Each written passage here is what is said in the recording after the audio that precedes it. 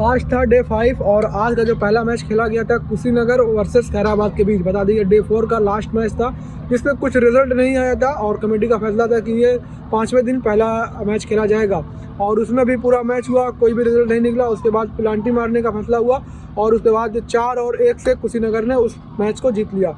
उसके बाद दूसरा मैच खेला गया। बता दीजिए दूसरा मैच मेहा देवरिया वर्सेस बहराइच के बीच खेला गया। दूसरे राउंड का ये पहला मैच खेला गया जिसमें पहले ही शुरुआत में ही मेहरा देवरिया ने 1 गोल मार दी। उसके बाद थोड़ी देर मैच चला, उसके बाद बहराइच ने भी 1 गोल मार दी और पहले हाफ में दोनों टीमों ने 1-1 गोल मारी। उसके बाद दूसरे हाफ में शुरुआती 2 से 3 मिनट में मेहरा देवरिया ने उसके बाद 1 गोल फिर मार दी।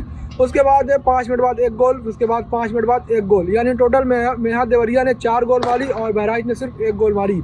और डे 6 की अगर बात करें तो पहला मैच खेला जाएगा free India sporting club Mau versus Belthara के बीच और दूसरा मैच खेला जाएगा कुशीनगर वर्सेस मेहा देवरिया के बीच।